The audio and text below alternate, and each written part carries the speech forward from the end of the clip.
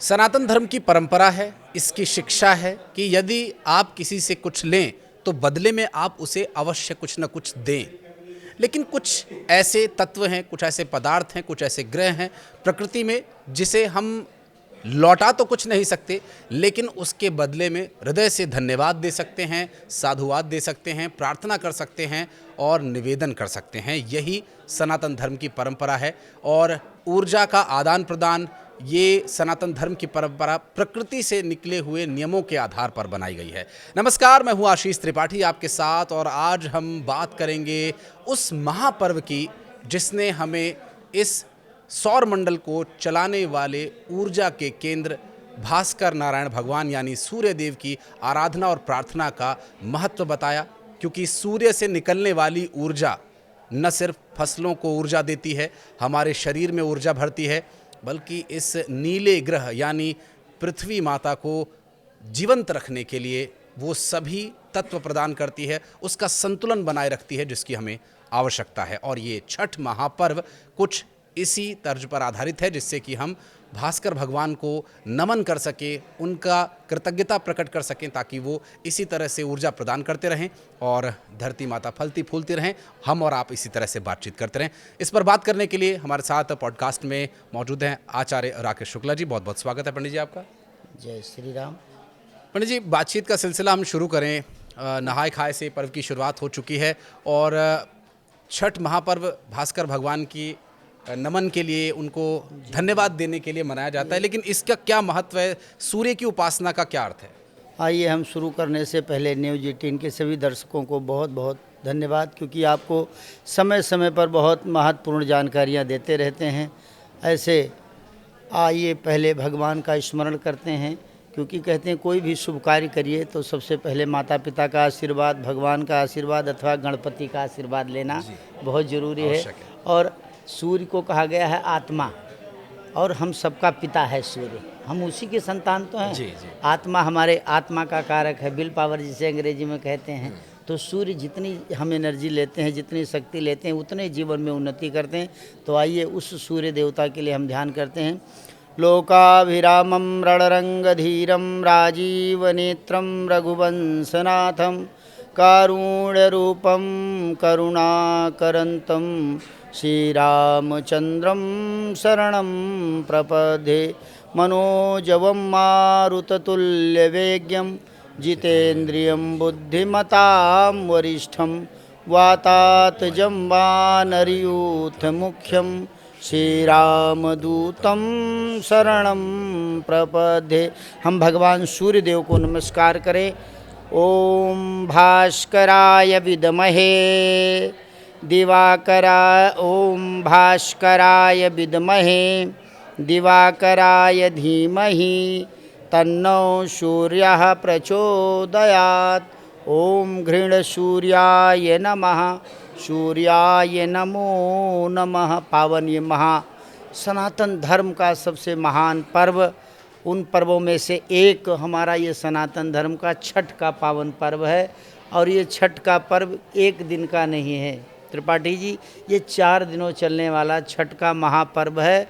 और इसमें सबसे पहले हम सूर्य भगवान की उपासना करते हैं। और आप देखते होंगे हमारे सनातन धर्म के अनुसार जितने भी व्रत और पर्व आते हैं, जब समय का परिवर्तन होता है, जैसे नवरात्र आते हैं वो भी समय का परिवर्तन, ये छठ आती है, सर्दी में हम प्रवेश कर रहे होते हैं, तो हमारे शरीर को ऊर्जा चाहिए होता है, हमारा शरीर उस सर्दी को झेलने के लिए शक्ति चाहिए। और किस किस प्रकार से हमें इतनी ऊर्जा मिले, उस भगवान आदित्य को, भास्कर को, सूर्य को अनेक नामों से बुलाया जाता है। तो उसी प्रकार से छठ महापर्व। और इस पर्व की सबसे बड़ी खासियत क्या है? खासियत ये है कि यह पर्व अमीर गरीब से ऊपर उठ कर के है। आप देखेंगे कि कोई गरीब नहीं है, कोई अमीर नहीं है, कोई बड़ा नहीं, कोई छोटा नहीं है, कोई कलेक्टर है और कोई रिक्शा चलाने वाला है, बगल में सब, किसी को कुछ पता ही नहीं है कि कोई राजा है, कौन सा प्रजा है। ये एक ऐसा पर्व है जो सभी हमारे सनातन की खूबसूरती है, सभी भेदभाव को मिटाता है, ऊंच नीच को मिटाता है, ब्राह्मण क्षत्रिय वैश्य शूद्र की कल्पना को मिटाता है कि कौन बड़ा है, कौन छोटा है, कौन गरीब है, कौन अमीर है। वहाँ से पर्व शुरू होता है। जैसे आज का पावन पर्व है नहाए खाए। नहाए खाए में शास्त्रों में जो लिखा है वो हम आपसे बात करेंगे। नहाए खाए पर्व में सबसे पहले घर की सफाई की जाती है, पवित्रता का बड़ा ख्याल रखा जाता है। उसके साथ साथ हमें क्या करना चाहिए, आज के दिन जो भोज होता है वो विशेष कर जो लिखा हुआ है भविष्य पुराण अंतर्गत कि चने का साग और चावल ये भोज होता है, जिसको भात कहते हैं अलग अलग भाषा में। और यह पर्व केवल पूर्वांचल में नहीं मनाया जाता, आज तो पूरी दुनिया में मनाया जा रहा है, चाहे वो भारत है, अमेरिका है, कनाडा है, इंग्लैंड है, दुबई है, कहाँ कहाँ आप देखेंगे पूरे विश्व में। क्योंकि भगवान भास्कर यही हैं, तेजो राशि जगत पते उनको कहा गया है। संसार की समस्त के अंदर तेज भरते हैं, तो हम सब उन्हीं की संतान हैं। उनकी उपासना करके, उनका ध्यान करके, तो आज के दिन विशेष नहाए खाए में क्या खाया जाता है, चने का साग अथवा चावल या भात। अब जहाँ चने का साग उपलब्ध नहीं, मानो जो शहरी क्षेत्र में है, वो चने की दाल और लौकी इसमें प्रथम कही गई है। लौकी बड़ी ज़रूरी होती है, जिसको घिया बोलते हैं, लौकी बोलते हैं। उस साग को, लौकी को और चने की दाल को और भात को आज के दिन शाम को खाया जाता है। सबसे पहले जो व्रती होता है, जो घर में व्रत रखने वाला होता है, वो सबसे पहले भगवान सूर्यदेव का ध्यान करता है और उनको भोग लगाता है। अब इससे आगे हम चलेंगे, अगला दिन आता है जिसको हम बोलते हैं खरना। जी। खरना का क्या महत्व है? खरना एक ऐसा पावन पवित्र है कि आप अपने घर की साफ़ सफाई करते हैं, और घर में सबसे बड़ी छठ पर्व में सफाई और पवित्रता का बड़ा ध्यान रखा जाता है त्रिपाठी जी। अब उसमें क्या आप ध्यान रखेंगे, मिट्टी का चूल्हा होना चाहिए। सर्वप्रथम मिट्टी के चूल्हे पर गाय के दूध से गुड़ की खीर बनाई जाती है, और उस गुड़ की खीर को सबसे पहले सूर्य नारायण को भोग लगाया जाता है, यानी कि हवन किया जाता है। विधि ये है, शास्त्र विधि ये है। उसको हवन करके जो व्रती होता है, जिसको व्रत रहना होता है, अब ये व्रत आप सोचिए 36 घंटे का व्रत है। कल से जो प्रारंभ होगा वो 36 घंटे निर्जला व्रत है। इतना कठोर व्रत मुझे लगता है कोई और नहीं होगा। 36 घंटे का व्रत है, और वो कल शाम से प्रारंभ होगा। फिर हमें इसमें बहुत सारी चीज़ों की ज़रूरतें होती हैं कि हमें इसमें क्या क्या ज़रूरतें हैं, हमारी क्या क्या होनी चाहिए, किस किस प्रकार से होनी चाहिए। आपका इशारा सामग्री की तरफ है, जो सामग्री विधि सामग्री है, अथवा बहुत सारे लोगों की ये बात होती है कि बहुत सारे लोग आज देखिए इस पर्व में, ये माँ और माटी का पर्व है। सबसे पहले ये हमें जानना होगा कि ये हमारी माँ और माटी का पर्व है। आशीष जी, जो लोग अपने संस्कृति से कट जाते हैं, धीरे धीरे धीरे धीरे धीरे वो कहीं के नहीं बचते। तो इसलिए ये हमारी संस्कृति है। हम अपने संस्कृति से, देखिए, चाहे देश में बसे होते हैं, विदेश में, और आज जो प्रदेश में होता है वो अपने गांव चला आता है। ये ऐसा पावन पर्व है कि अपने घर से, अपने माँ के साथ, अपने परिवार के साथ, ये बंधुत्व का प्रेम है, ये सबको जोड़ने वाला प्रेम है। गांव से, शहर से आकर के सब बेचारे दूर दूर से, चाहे ट्रेनों में, बसों में भर भर के कैसी स्थिति होती है आप देखते हैं, लेकिन फिर भी वो अपने घर को पहुँच जाते हैं कि नहीं, छठ का पर्व अपने घर मनाना है, अपने माँ के साथ मनाना, अपने भाई के साथ मनाना है, परिवार के साथ मनाना है। ये सबसे बड़ा पर्व हमें यही सिखाता है कि इस भौतिक काल में भी यदि कोई पर्व कभी बचा हुआ है, जिसे आप देखते हैं, आप स्टेशनों पर देखते होंगे लाइन की लाइन लगी है, लोग अपने घर जाना चाहते हैं, चाहे कैसे छतों पर बैठकर जाना चाहते हैं, बसों में भर के जा रहे हैं। उसका कारण यही है कि हम अपने परिवार के साथ और उसका ध्यान करें, पूजन करें और एनर्जी लें, शक्ति लें माँ बाप। और पहली बात, आप जैसे प्रश्न कर रहे थे कि सामग्री क्या क्या होनी चाहिए, और बहुत सारे लोगों की जिज्ञासा होगी कि जो लोग शहरों में रहते हैं, पहली व्रत करें तो उनके लिए क्या नियम है। कुछ लोगों की मनौती भी होती है जी, जिसको मन्नत कहते हैं। हाँ, मनोकामनाएं जो आप मांगते हैं कि हमारा ये कार्य सिद्ध हो और हम इसलिए व्रत करेंगे, इसके लिए भी लोग व्रत रखते हैं। उस खास करके यह व्रत, मैं आपको ये बताना चाहूँगा, ये व्रत शुरू कब हुआ, इस व्रत का इतिहास क्या है। ये केवल बिहार तक सीमित नहीं है, झारखंड तक, उत्तर प्रदेश तक सीमित नहीं। यह व्रत शुरू हुआ है, आप कहेंगे कि इतना अनंत काल से ये व्रत है। ये व्रत शुरू हुआ त्रेता युग से जी। त्रेता युग में भविष्य पुराण में ऐसा लिखा है कि माता अनसुईया, सुना होगा कि कि माता अनसुईया ने डाल दियो पालना, 3 देव झूल रहे बन करके के लालना, है ना। ब्रह्मा विष्णु महेश को झूले में पालने में झुला हाँ, उनके जो है सतीत्व का परीक्षा लेना चाहा तो उन्होंने सूर्य देव का स्मरण किया, कहा कि हे प्रभु मेरी लाज अब आपके हाथ में है। और ध्यान लगा कर देखा ये कौन है, कहा तो ब्रह्मा है, विष्णु है। और इन्होंने ऐसा प्रश्न किया कि हे माँ, मैं आपकी गोदी में रहना चाहता हूँ और आपका जो है दूध पान करना चाहता हूँ। अब बड़े बालक के लिए और एक सती स्त्री के लिए तो शास्त्र में कहा गया है पर पुरुष को स्पर्श करना भी बड़ा दोष है। तो माँ ने कहा ये प्रभु हैं, परीक्षा लेने के लिए आए हैं। तो उन्होंने अपने सतीत्व का और भगवान सूर्य देवता का ध्यान किया और कहा हे सूर्य नारायण, जो मैंने आपके व्रत किए हैं, सूर्य षष्ठी की है, उसके व्रत का फल मुझे आज चाहिए। और वो जल हाथ में लेकर के संकल्प करके मन से और ब्रह्मा विष्णु महेश पर डाल दिया, वो तीनों नवजात शिशु बन गए। तो सबसे पहले इस व्रत को माता अनसुईया ने किया। माता अनसुईया के बाद जब सीता जी का वनवास हुआ राम जी का, तो सीता जी उनसे अपने गृहस्थ धर्म का ज्ञान लेने के लिए जाती हैं और उनसे पूछते हैं कि पति धर्म और गृहस्थ धर्म कैसे चलाया जाए। तो माता अनसुईया कहती कि हे बेटी, तुम छठ के व्रत को करना। तो ये छठ का व्रत उस समय शुरू हुआ। तो कहा, नारद जी ने भगवान से प्रश्न किया कि महाराज ये मृत्युलोक में कब आया। कहा ये महाभारत काल में भी इस व्रत को द्रौपदी आदि ने किया, अपने पुत्रों की कामना के लिए कि हमारे पुत्र जीवित रहे, हमारे पति जीवित रहे, हमारे परिवार जीवित रहे, उनके लिए किया। और सबसे पहले व्रत किया माता कुंती ने। आपने देखा हो सूर्य पुत्र कहा जाता था कर्ण को, तो उन्होंने सूर्य की उपासना करी। छठी का पर्व बहुत सारे लोग केवल वहीं से जानते होंगे कि महाभारत काल से ही चला आ रहा है। नहीं, मैंने जैसे बताया आज से 9 लाख 10 लाख साल पहले से त्रेता युग से इस छठी का व्रत चल रहा है। और माता अनसुईया ने सबसे पहले किया। माता अनसुईया से माता कुंती ने किया और कुंती को देख करके माता द्रौपदी ने किया इस व्रत को। आचार्य जी, जिन सती अनुसुईया जी का आप जिक्र कर रहे हैं या माता द्रौपदी की जो बात आपने बताई, ये उस समय की परिस्थितियां और आज की परिस्थितियों में भी हम देखते हैं बहुत भिन्नता आ गई। जी जी। ना तो उतनी शुद्धता जीवन में पहले जैसी बची है जी। और ना ही उतना समय जो उस समय में हुआ करता था और लोगों का ध्यान करना या पूजा पाठ करना, जिसको साधना बोलते हैं, साधना करना लोगों के जीवन का लक्ष्य हुआ करता था। लेकिन आज लक्ष्य थोड़े बदल गए हैं। परिवार की सेवा करने के लिए, आजीविका के लिए, कुछ 2 रोटी कमाने के लिए, चाहे वो घर के पुरुष हों या फिर महिलाएं, सभी को घर से बाहर जाना पड़ता है। लेकिन अपनी संस्कृति, अपने सनातन धर्म की ये छठ पर्व की परंपरा न छूटे, इसके लिए कुछ जब जो नए लोग व्रत कर रहे हैं वो किस विधि से ये व्रत करें, क्या सामग्री आवश्यकता होगी और किन बातों का, जैसे आपने बताया साफ सफाई का ध्यान रखना है, उस तरह से और किन बातों का ध्यान रखना है, इसके बारे में कुछ बताइए। सबसे पहले उनको ये ध्यान करना होगा जो पहले बार व्रत रखना चाहते हैं। कुछ लोग अपने पति के लिए रखना चाहते हैं, नया नया विवाह हुआ, वैसे ये व्रत मायके से ही, कुंवारेपन से ही प्रारंभ किया जाता है सबसे पहले त्रिपाठी जी। और यदि वहाँ से वो किसी कारणवश नहीं कर सकती तो विवाह के बाद वो चाहती कि मेरे पति की दीर्घायु हो या मेरे संतान सुखी हों। बहुत लोग इस व्रत को करते हैं ये निरोगी काया के लिए। आप जानते होंगे सूर्य भगवान शरीर से आरोग्यता देते हैं, रोगों का नाश करते हैं। तो ये व्रत शुरू हुआ पौराणिक, तो कई कथाएं हैं, बड़ा लंबा विस्तार चला जाएगा, 2-2 घंटे सिर्फ कथा में बीत जाएगा। कई ऐसी कथाएं हैं जिन्होंने, इसीलिए हमारे शास्त्र में कहा गया कि जब हम घर बनाते हैं, कुछ करते हैं, तो पूरब की तरफ हमें खड़े होकर के टॉयलेट नहीं करना चाहिए, बाथरूम नहीं करना चाहिए। और ऐसी एक कथा है कि उन्होंने ऐसा किया तो उनके शरीर में कुष्ठ रोग हो गया।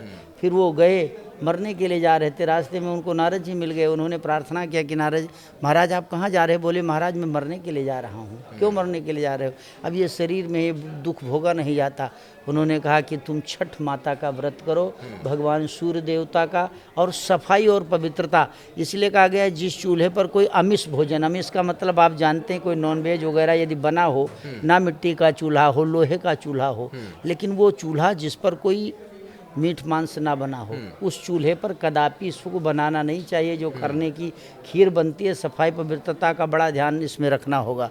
और दूसरा, यदि घर में जब आप देखते हैं आजकल कच्ची मिट्टी रही नहीं कि गोबर का लेप, चौका जिसको बोलते थे, किया जाता था, वहाँ नहीं कर सकते तो आज भी थोड़ा सा गौ का गोबर ले, थोड़ी सी मिट्टी ले, मिलाएं, गौ का ऐसे कपड़े में निचोड़ ले उसको, मिट्टी को, और निचोड़ करके उसका अर्घ लेकर के जहाँ पर आपको घर में पूजा करनी हो वो लगा दें, तो उससे वहाँ कीटाणु नष्ट हो जाएंगे, वो पवित्र भूमि पवित्र हो जाएगी। फर्श बना है, अब कच्चा तो है नहीं कि आप वहाँ वेदिका बनाएंगे।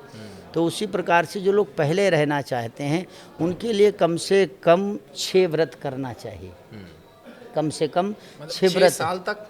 हाँ, 6 साल हर तक। साल क्योंकि आता है छठ? हाँ, 1 साल में एक बार। तो कम से कम मान लो कोई बहुत सारे लोग हैं अपनी परिस्थिति के कारण देश में विदेश में प्रदेश में है, नहीं कर सकते, वो कम से कम कितना व्रत करें। छठ का नियम है कम से कम 6 व्रत अवश्य करना चाहिए। 5 व्रत किया और छठवां किया तो वो पूरा हो जाएगा। जब उद्यापन करना हो तो उसमें विधि है, वस्त्र वगैरह लेकर के छठ माता को ब्राह्मण देवता को अर्पण किया जाता है। वो संकल्प कराते हैं कि इस विधि से और क्या हो। और जो लोग पहली बार करेंगे त्रिपाठी जी, उनके लिए सामान बड़ा प्रमुख है कि क्या क्या सामान होना चाहिए। अच्छा, आप बाकायदा लिस्ट बना के लाएं, कोई त्रुटि ना रह जाए। त्रुटि ना रह जाए, क्योंकि इसलिए इसको ज़रूर सबको करना चाहिए। जैसे मैंने बताया कि क्या क्या भोजन होता है। और इसको देखिए मन्नत भी बोलते हैं। इसको पहले बोलते थे भाषा में कोच भरना। कोच शब्द है अवधि, है ना, अवधि में कोच कहते हैं। तो वो शब्द जो है बदलते बदलते वो कोसी हो गया। बिहार में जाएंगे अलग अलग प्रांतों में तो उसको कोसी भरना बोलते हैं। मन्नत के निमित्त जो कोई रखता है उसको कोसी भरना कहा जाता है। और वैसे अमूमन इसमें ईख जो होती है गन्ना, 12 गन्ने होते हैं। और यदि किसी को डबल भरना है तो उसके लिए 24 गन्ने चाहिए। और गन्नों में क्या करा जाता है, उसको गन्ने को एक कर दिया जाता है, एक साथ बांध देते हैं। और उसमें ऊपर में लाल अथवा पीले कपड़े में कम से कम 5 फल बांध दिए जाते हैं ऋतु के अनुसार। जो फल हैं वो 5 फल उसमें बांध दिए गए। उसमें एक सिक्का डाल दिया जाता है या रुपया डाल दीजिए या पीले चावल कि इस मनौती के लिए हम यह व्रत प्रारंभ कर रहे हैं। 1 मनौती है तो 12 ईख, 2 मनौती है तो 24 ईख। और उसमें ज़रूरी सामग्री क्या है वो सामग्री जान लेना हमें बहुत ज़रूरी है, क्योंकि इसमें सफाई पवित्रता और सामग्री की अपनी एक महत्वता है। और जो हम अनुशासन के लिए अनुशासन के लिए जाना जाता है। आप देखिए छठ घाट पर जाते हैं लोग रेत की मिट्टी की वेदी बना देते हैं। इसमें कोई मूर्ति की पूजा नहीं होती है। और आदित्य भास्कर सूर्य की पूजा। और दुनिया में एक ऐसा इकलौता व्रत है, पूरी दुनिया उगते हुए सूर्य को तो सब सलाम करते हैं, लेकिन ये सनातन धर्म ही ऐसा है जो अस्त सूर्य को भी प्रणाम करता है। अस्तांचल सूर्य को भी हम प्रणाम करते हैं, उगते सूर्य को नहीं। हम तो अस्त सूर्य को, क्योंकि देवता की महिमा किसी दिशा बदल देने से कम नहीं हो जाती। हमारे लिए सूर्य देव हैं, हमारे आत्मा के कारक हैं, हमारे पिता हैं। तो चाहे पिता बूढ़ा हो जाए चाहे पिता जवान रहे, वो उतना ही आदरणीय होता है। तो इसलिए हम सूर्य को अस्ताचल सूर्य की भी पूजा करते हैं। छठ माह पावन पर्व जो होता है अस्ताचलगामी सूर्य से अर्घ से होती है। क्योंकि अब बहुत सारे आप देखेंगे यूरोप और पश्चिमी संस्कृति में वो तो सूर्य को मानते नहीं, अस्ताचल सूर्य को। लेकिन डूबते सूर्य को बड़े नकारात्मक तरीके से देखा जाता है, वो प्रेजेंट करते हैं। ये तो डूबता सूर्य, मतलब उदाहरण भी लोगों के द्वारा दिए जाते हैं कि ये डूबता सूर्य है। हाँ, उगते सूरज को दुनिया सलाम करती है। लेकिन हमारा सनातन ऐसा है कि ये डूबते सूरज को भी सलाम करता है, उनको भी प्रणाम करता है। उसकी खासियत है, हम बड़ों का आदर करते हैं। इस छठ पर्व का यही सबसे पहला वहीं से शुरू होता है कि हम हमारे जो कोई बड़े हैं, बुजुर्ग हैं, माता पिता हैं, दादी दादा हैं, उनका हम अपमान न करें। कैसे हम सूर्य को अस्ताचल सूर्य की पूजा करते हैं ना, ये सूर्य हमें सिखाते हैं कि उसी प्रकार जैसे हमारा सम्मान करते हो वैसे अपने घर में बड़ों का भी सम्मान करना होगा। असली व्रत। तो आइए अब हम बात कर रहे थे कि जो पहली बार व्रत करें उनके लिए सामग्री विशेष क्या क्या होनी चाहिए। बांस की टोकरी होती है जिसको बोलते हैं बहंगी, है ना, पूर्वांचल की भाषा में बहंगी उठा करके। और वो जिनके लिए जिनका गीत बहुत प्रसिद्ध है, जिनके लिए हम लोग प्रार्थना भी करें कि जो है शारदा सिन्हा जी, ईश्वर उनको दीर्घ आयु करें, उनकी लंबी आयु हो, उनके द्वारा ये बड़ा प्रसिद्ध है। हाँ, वे स्वस्थ हैं तो ईश्वर छठ माता उनको, तो छठ का जब गीत सुना तो उन्हीं की आवाज़ में सुना और पूरी दुनिया में वो स्वर कोकिला कही गई पूर्वांचल की। ईश्वर उनको दीर्घ आयु करे। और उन्हीं का था कि बहंगी लचकत जाए, है ना। वो माँ एक अपने बेटे से कहती कि बेटा तू चाहे दूर बैठा है 7 समुंदर पार, तुझे घर आना है और मेरी बहंगी उस घाट तक पहुँचाना है। घाट का मतलब ये है, इसमें कहा गया बहुत सारे लोग, मैं एक बात, हाँ गहरे अर्थ हैं, गूढ़ अर्थ हैं कि आप उस बहंगी को लेकर जाते हैं, पिता माता बुजुर्ग को लेकर के जाता है। और सबसे बड़ा महात्मा है इसमें, बहुत सारे लोग अब ऐसा करने लगे हैं कि जब अस्ताचल जो सूर्य है, नियम विधि यह है त्रिपाठी जी कि वहीं स्नान करके गीले कपड़े में ही सूर्य को अस्ताचल अर्घ देना चाहिए। ये बड़ी महत्वपूर्ण बात है। डूबते सूर्य को वहीं नहाना चाहिए। बहुत सारे लोग अब ऐसा करने लगे कि घर से नहा कर आ जाते हैं ना, ये नियम नहीं है। जो शास्त्रों में लिखी है छठ पूजा की विधि, और जब हम अर्घ देते हैं उस समय जो हमारे जो होता सूप होता है उसको सूप बोलते हैं। अब वो अपने सामर्थ्य के अनुसार, किसी बांस का सूप है, किसी के पीतल का है, किसी का सोने का भी हो सके, लोग बनवाते हैं। सोने का है, चांदी का है, अलग अलग बनवाते हैं। तांबे का बनवाते हैं, सूर्य के लिए तांबे का कहा गया है, उसका कारक होता है। इसलिए तांबे में पानी पीने से बहुत सारे लोग बीपी की शिकायत नहीं रहती, बहुत सारे लाभ उनको मिलते हैं। तो किसी कोई तांबे का है, किसी का पीतल का है, लेकिन और बांस का नियमता जो कुछ नहीं, तो बांस का तो सूप होना ही चाहिए जो सूप बनाया जाता है। उस सूप में ऋतु के अनुसार अलग अलग जो वर्तमान में समय में फल हैं वो फल रखे जाते हैं। टोकरी अथवा बांस की हो या पीतल की हो। आगे हम चर्चा करेंगे फिर उसमें क्या क्या होना चाहिए। वस्त्र में हमें कहा गया साड़ी जरूर पहनना चाहिए। सूर्य देवता को जो हमारा भारतीय परिधान है, संस्कृति है, साड़ी पहनकर, और पुरुष हैं तो माताएं बहनें जो महिलाएं व्रत करती हैं उन्हें साड़ी पहनना चाहिए। सूट पहनकर अर्घ नहीं देना चाहिए, साड़ी पहनना चाहिए। अथवा पुरुष भाई हैं तो उनको धोती और कुर्ता पहनना चाहिए। नहीं धोती कुर्ता पहन सकते तो कुर्ता पैजामा पहन ले, वो भी चलेगा। और बांस की हो, उसमें एक गिलास लगता है, लोटा है, थाली है, ये पूजा की सामग्री हो गई। थाल पीतल का हो तो बहुत अच्छा, तांबे का हो तो और उत्तम है माना गया, और ना हो तो देश काल परिस्थिति के अनुसार स्टील तो चल ही रहा है। सनातन धर्म की वो हमेशा से लिबर्टी रही है। इस काल परिस्थिति के हिसाब से आप काम कर लें, ये इसी का नाम सनातन धर्म है भाई। देश काल और परिस्थिति यथा, इसलिए कहा गया है कि जिस स्थिति में हो आप ईश्वर की आराधना तो कर ही सकते हैं। आपको मन से ईश्वर की आराधना, ईश्वर पात्र थोड़ी देखता है। इसीलिए भगवान ने गीता में कहा ना, पत्रम पुष्पम फलम तोयम मेयो में भक्तापण सती। पत्र पुष्प भगवान को कुछ भी अर्पण कर दो, ये नहीं लिखा कि कौन सा पत्ता, कोई भी पत्ता ले आओ, उससे भगवान राजी हो जाते हैं। सूर्य नारायण तो हमारे पिता हैं और हम उनसे प्रार्थना भी करते हैं। जब हम सूर्य को अर्घ देते हैं तो अब सामग्री बता लें, फिर एक मंत्र की भी चर्चा करेंगे कि कैसे हमें प्रदक्षिणा करनी चाहिए। गिलास और थाली होनी चाहिए, ये होना चाहिए, गंगा जल होना चाहिए, दूध होना चाहिए।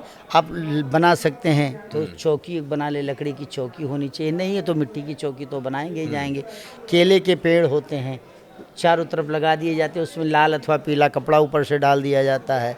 केले के पत्ते, सिंदूर, धूप बत्ती, कुमकुम, मिठाई हो, शहद या गुड़ हो, पान सुपारी हो, लौंग इलायची हो, गन्ना हो, शकरकंदी हो, केला, सेब, नारियल, सिंघाड़ा जरूर है, इसमें मूली भी जरूर होना चाहिए, और अदरक का पौधा जरूर इसमें नियम है। अदरक का पौधा जी, या अदरक का पौधा, या अदरक नहीं मिलता है वैसे इन दिनों में जब छठ पूजा करते हैं तो अदरक के पौधे खूब मिल जाते हैं। अदरक लगी हुई, और कच्ची हल्दी, गांठ वाली कच्ची हल्दी पौधे सहित, ये हमारे सूप में उपस्थित होना चाहिए।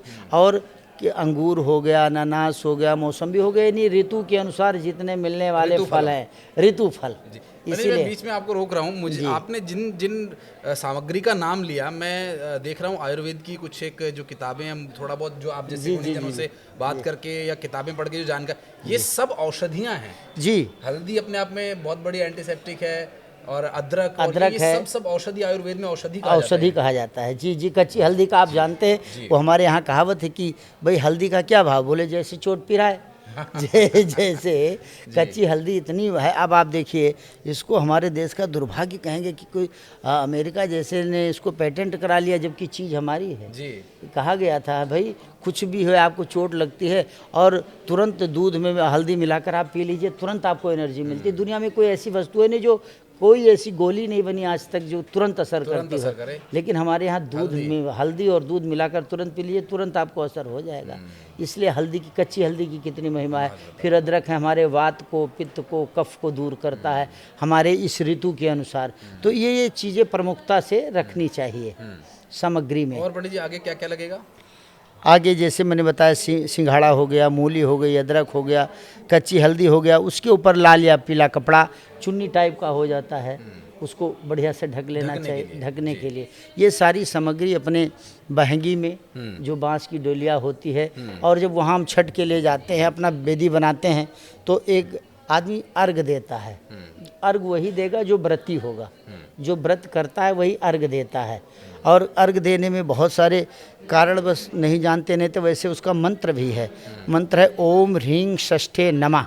ओम ह्रीं षष्ठे नमः। जी। इस मंत्र को कह करके अर्घ दे सकते हैं। कम से कम 5 अर्घ या 7 अर्घ होता है। वैसे सूर्य की 7 परिक्रमा कही जाए, 7 प्रदक्षिणा सूर्य की होती है। लेकिन अमूमन लोग जो लोग प्रचलित है वो 5 ही देते हैं, लोग प्रचलित है। लेकिन शास्त्र विधि है 7 देने की। भविष्य पुराण अंतर्गत उसमें लिखा है कि 7 प्रदक्षिणा देना चाहिए। लेकिन हमारे शास्त्रों में कहा गया लोक रीति, वेद रीति ये सारी मान्य होती है, नृप नीति है ना। तो लोक रीति में आप जैसे करते हो वैसा करना चाहिए। 5 के हिसाब से क्या विधि आप वो बताइए। ये जो मैंने बताई ये सारी विधि, चाहे आप 5 से करें अथवा 7 से करें। अर्घ देने की विधि क्या है? वो जल में खड़े होकर, जल में जब आप खड़े होते हैं और उसमें ये जो मैंने फलों के नाम लिए वो आपके सूप में होगा। आप जल में खड़े होकर के वस्त्र गीले, और जब आप एक प्रदक्षिणा लगाएंगे तो जो आपके साथ होंगे, आपके पति हैं, बेटा है, भाई है, जो भी है, जो व्रती होगा उसको जब वो एक प्रदक्षिणा करेगी तो एक बार वो सूर्य को जल अर्पण करेंगे। फिर दूसरी प्रदक्षिणा लगाएंगे, ऐसे वो सारा फल सूर्य देवता को अर्पण करेंगे। फिर वो जल गिराएंगे। ऐसे जितनी परिक्रमा करेंगे उतनी बार वो जल गिराएंगे और वो जो उनके हाथ में फल होगा वो भगवान सूर्य नारायण को अर्पित होगा, भोग स्वरूप अर्पण किया जाता है। लेकिन एक खास बात और बताएं, जो अस्ताचल सूर्य को फल अर्पित किया जाता है, कई लोग भूल कर देते हैं, वह फल सुबह नहीं होगा। जब सुबह इस साल जैसे 7 तारीख को अस्ताचल सूर्य को अर्घ दिया जाएगा छठ पर्व का, तो वो 8 तारीख की जो सुबह होगी, यानी छठ के अगले दिन, तारीख को छोड़ दीजिए, जब भी आती है तो जो छठ होती है उसके अगले दिन जब हम सूर्य को जब हम अर्घ देते हैं, उदय होते हुए सूर्य, हाँ उदयमान जो सूर्य है, जब अर्घ देते हैं तो नए फल होने चाहिए, ताज़े फल होने चाहिए। एक बार का दिया हुआ फल, अर्घ दिया हुआ, वो भोग लग जाता है भगवान सूर्य नारायण को। इस बात का विशेष ध्यान रखें कि अगले दिन हमें नया ही फल होना चाहिए। ये जरूर है, ये उनके लिए जरूर है कि जो लोग पहली बार व्रत करते हैं, उनको पता नहीं है, तो उनको ये जरूर करना चाहिए। और फिर अपने बड़ों का आशीर्वाद लेना चाहिए, पैर छूना चाहिए सबके, जा कर के सब परिवार मैत्री। इसीलिए तो कहा गया है कि सफाई, पवित्रता, प्रेम। मैं कहता हूँ जैसे छठ में ये 4 दिन का पर्व होता है, लोग ऐसे करने लग जाए तो हमारे देश में वो दिन दूर नहीं जब राम राज्य आ जाएगा, सारे लोग सुखी होंगे।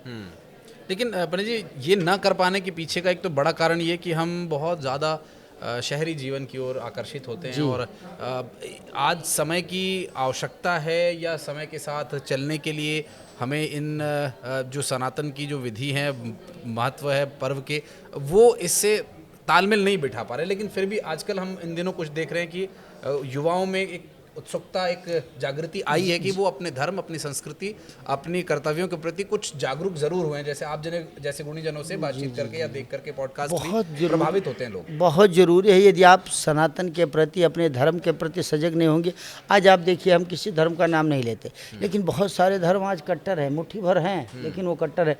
हम सनातन धर्मी लोग बहुत सरल होते हैं, सौम्य होते हैं, बहुत दयालु होते हैं, बहुत कृपालु होते हैं, क्षमाशील होते हैं। तो इसीलिए अपने धर्म के प्रति, तो मैंने पहले चर्चा हुई थी कि धर्मो रक्षित रक्षिता। जब आप धर्म की रक्षा करते हैं तो धर्म आपकी ढाल की तरह रक्षा करता है। जैसे एक कवच होता है ना, वो कवच बन करके सूर्य आपके आगे खड़े हो जाते हैं। और आपने देखा कि कर्ण ने सूर्य नारायण की तपस्या की, उनसे प्रार्थना की, तो कर्ण ने को भगवान सूर्य ने अपना कवच दे दिया था उतार करके कि लो, ये जब तक तुम्हारे पास रहेगा तुम्हारा कोई कुछ नहीं कर सकता। तो हम जब सूर्य की उपासना करते तो हमें कवच प्रदान हो जाता है 1 साल के लिए। हमें रोगों से मुक्ति मिलती है, हमें व्यभिचारों से मुक्ति मिलती है। इसलिए 4 दिन तक कोई नशा नहीं करना चाहिए, घर में किसी को नहीं करना चाहिए। सफाई और पवित्रता का तो ध्यान रखना ही चाहिए। लेकिन अभी हम चर्चा करेंगे, जब हम सूर्य देवता को अर्घ देते हैं तो बहुत सारे लोग वैसे अर्घ देते हैं, लेकिन उसका मंत्र भी है।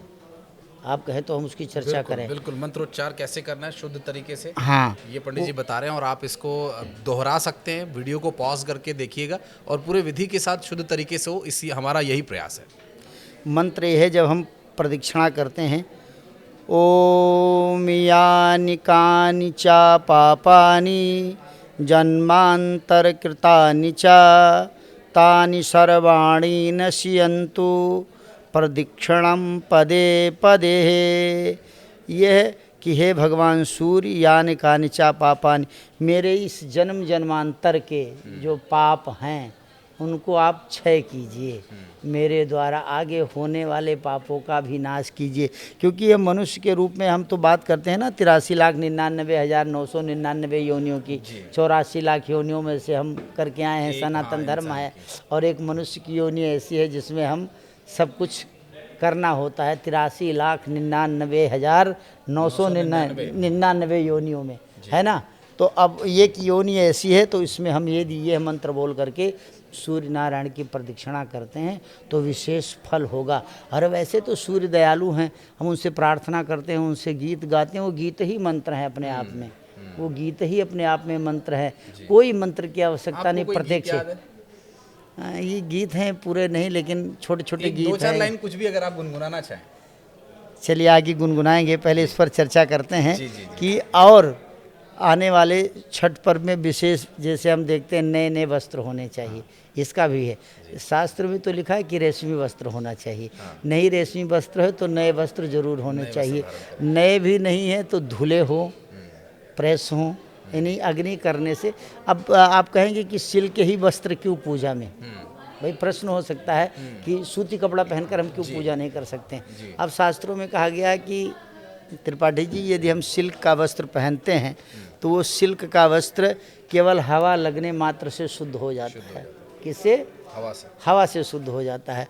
और सूती वस्त्र को जब हम पहनते हैं, धोते हैं, उसके ऊपर उसको अग्नि करते हैं, जैसे प्रेस जिसको आज की भाषा में कहें, तब वो शुद्ध होता है।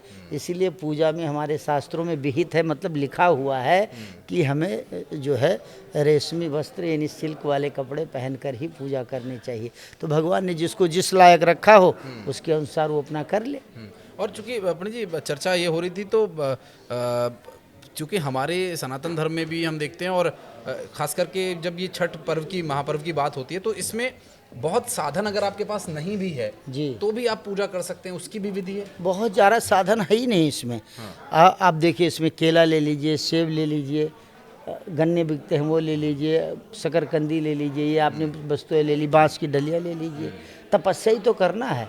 और कल जो खरना प्रारंभ होगा, जैसे जिस दिन से खरना होता है, जो व्रती होता है वो निर्जल व्रत होता है और वो कम से कम 36 घंटे का व्रत है। तो ये 36 घंटे का ये पहला घंटा कहाँ से शुरू होगा, वो तिथि और अगला समापन तक का फिर वो भी बताइए आप। वो तिथि होती है जिसको हम बोलते हैं खरना। जी।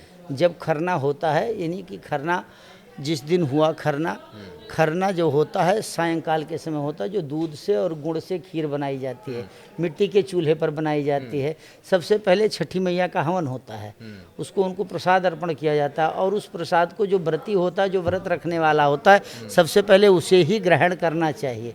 उसके बाद में सारे परिवार के लोगों को ग्रहण कराया जाता है।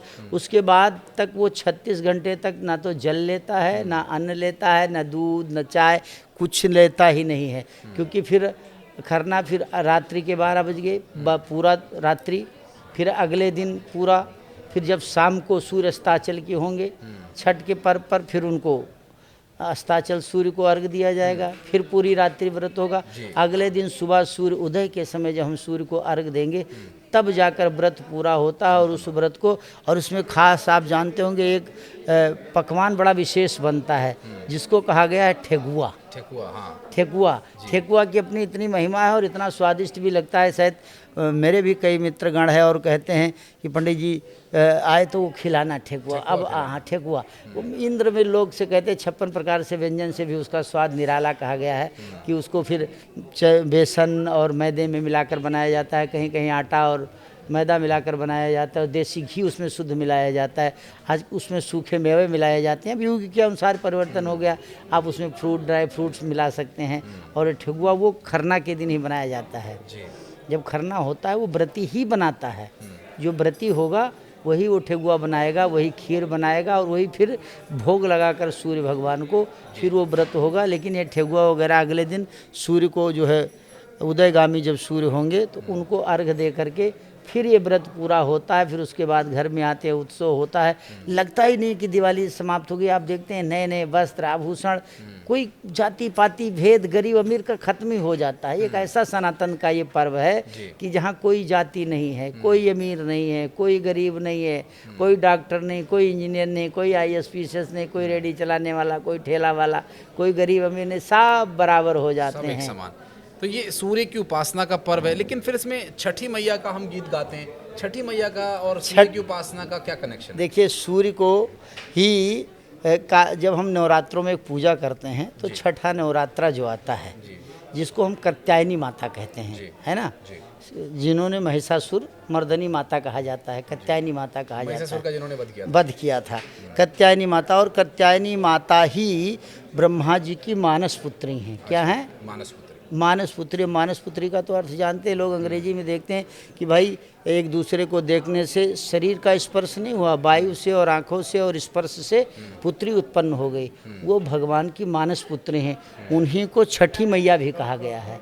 वैसे तो हम सूर्य की उपासना करते हैं, लेकिन वो सूर्य को ही छठी माता कहा गया। जो नवरात्रों में हम कात्यायनी माता की पूजा करते हैं, उन्हीं को छठ माता कहा गया, इसीलिए उनको छठी माता भी कहते हैं। लेकिन मेन पर्व जो है वो तो सूर्य ही हैं। सूर्य के अलग अलग जैसे नाम हैं, 12 नाम आप जानते हैं, आदित्य हैं, भास्कर हैं, दिवाकर हैं, ऐसे ऐसे ही नाम हैं। तो उसी प्रकार से उनको छठी माता कहा जाता है जी। और ये जो व्रत की विधि है पंडित जी, जब नहाए खाए से इसकी शुरुआत होती है और अस्ताचलगामी सूर्य को हम अर्घ देते हैं, उसके बाद अगले दिन जब सुबह होती है तो वही विधि दोहराई जाती है, और पूरे दिन जब तक व्रत का समापन नहीं हो जाता तब तक जो साधक है जिसने व्रत रखा हुआ है उसके लिए क्या नियम है?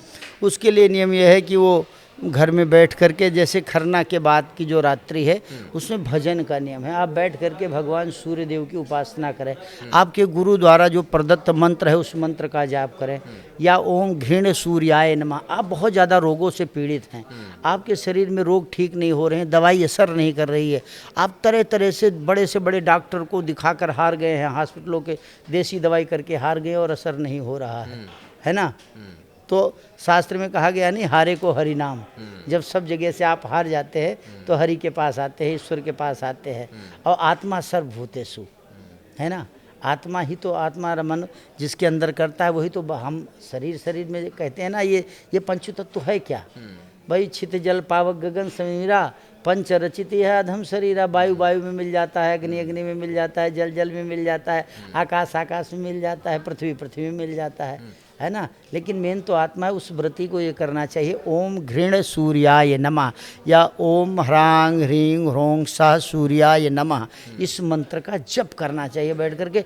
जो बहुत ज़्यादा रोगों से पीड़ित है, जिनके घर में बहुत ज़्यादा दरिद्रता है, गरीबी है, दूर नहीं हो रही है, उनको इस मंत्र को रात भर बैठ करके जप करना चाहिए, जोत जला करके। और जोत भी मिट्टी की जलाई जाती है, नीचे उसके अंदर सतनाजा रख सकते हैं। मान लो आप परिस्थिति काल सतनाजा नहीं मिल सकता, गेहूं रख लीजिए, गेहूं नहीं है तो उसके नीचे आप जौ रख लीजिए, जौ भी नहीं है तो दीपक के नीचे आप चावल रख लीजिए, चावल भी नहीं है तो आपके घर में यदि कोई लोटा है तो उस जोत को लोटे के ऊपर रख दीजिए, अथवा लोटा भी नहीं है तो मिट्टी सीधे नहीं रखना, हाँ, या कोई मिट्टी का पात्र ले आइए, मिट्टी का कलश ले आइए, उसके ऊपर रख दीजिए, उसके अंदर आम का पत्ता रख दीजिए, अशोक के पत्ते रख दीजिए, उसको रख करके करना चाहिए। तो छठी करने वालों का विशेष लाभ होगा। बिल्कुल। और लोगों को ये जो जानकारी आपने दी है, लाभ पहुंचाए, इसी कामना के साथ हम इस पॉडकास्ट को यहीं समाप्त करते हैं। फिर आगे कुछ और तिथियां हैं, कुछ और पर्व आएंगे, उस पर हम फिर बातचीत करने के लिए पंडित जी को याद करेंगे। बहुत बहुत शुक्रिया, बहुत बहुत धन्यवाद आपका आने के लिए। धन्यवाद। और आप भी अगर कुछ कहना चाहते हैं कमेंट सेक्शन में, आपका मोस्ट वेलकम रहेगा।